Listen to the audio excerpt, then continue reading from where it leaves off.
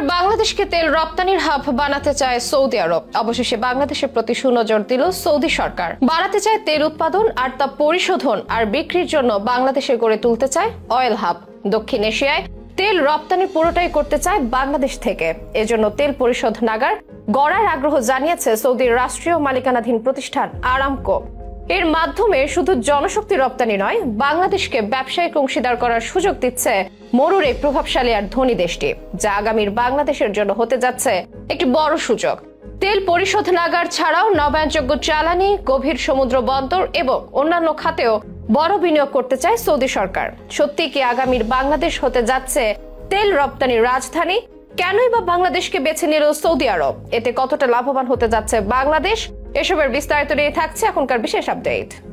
Saudi আরব বিশ্বের বৃহত্তম জ্বালানি রপ্তানিকারক দেশ। বিশ্বের জ্বালানি মার্কেটে যাদের একক আধিপত্য। কেননা তেল রপ্তানিকারক দেশগুলোর সংগঠন ওপেকের সদস্যদের মধ্যে প্রধান দেশ এই সৌদি আরব। সৌদির তেল উৎপাদন কমানো বাড়ানোর উপরে নির্ভর করে বিশ্ববাজারে তেলের দাম। দেশটি বর্তমানে দৈনিক গড়ে 90 লাখ ব্যারেল তেল উৎপাদন করেছে, কিন্তু 2027 সালের মধ্যে তাদের দৈনিক তেল উৎপাদন 1,30,00,000 ব্যারেলে উন্নতি করার পরিকল্পনা রয়েছে। তবে এত বিপুল পরিমাণ তেল পরিশোধনের জন্য তাদের নিজস্ব রিফাইনারিগুলো প্রস্তুত নয়, আর এখানেই তারা বেছে নিয়েছে বাংলাদেশকে।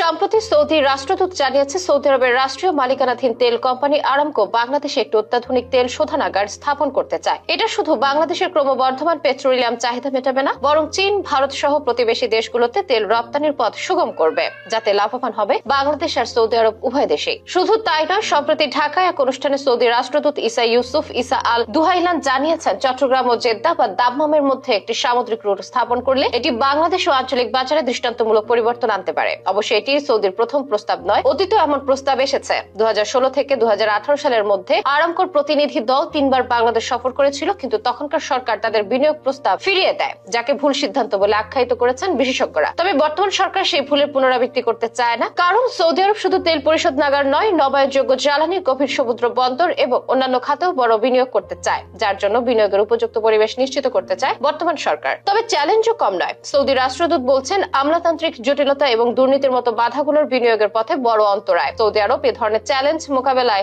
জিরো টলারেন্স নীতি অনুসরণ করে, আর তাতে বাংলাদেশ সরকারের সহযোগিতা কামনা করেন তিনি। বাংলাদেশের জন্য বর্তমান সময়টি একটি পরিবর্তনের সময়। সৌদি আরবের মতো একটি বিশ্ব শক্তির সাথে অংশীদারিত্ব গড়ে তোলার মানে দেশের অর্থনৈতিক অগ্রগতিতে নতুন অধ্যায়ের সূচনা। এই শোধনাগার কেবল বাংলাদেশের জ্বালানি খাত নয়, বরং সামগ্রিক অর্থনীতিতে বড় অবদান রাখতে পারে। বিশ্লেষকদের মতে, সৌদির সাথে বাণিজ্যিক সম্পর্কে গেলে তা শুধু আর্থিক দিক দিয়ে বাংলাদেশকে লাভবান করবে তা নয়, এর সাথে বিশ্ব রাজনীতি, বিশেষ করে দক্ষিণ এশিয়ায় বাংলাদেশের একটা বড় প্রভাব তৈরি হবে, যা বাংলাদেশের পক্ষে ভবিষ্যতে আরো বড় ধরনের সুযোগ সৃষ্টির পথ তৈরি করবে। কিন্তু চ্যালেঞ্জ হলো, বাংলাদেশ এই সুযোগটা আসলে কতটা কাজে লাগাতে পারবে।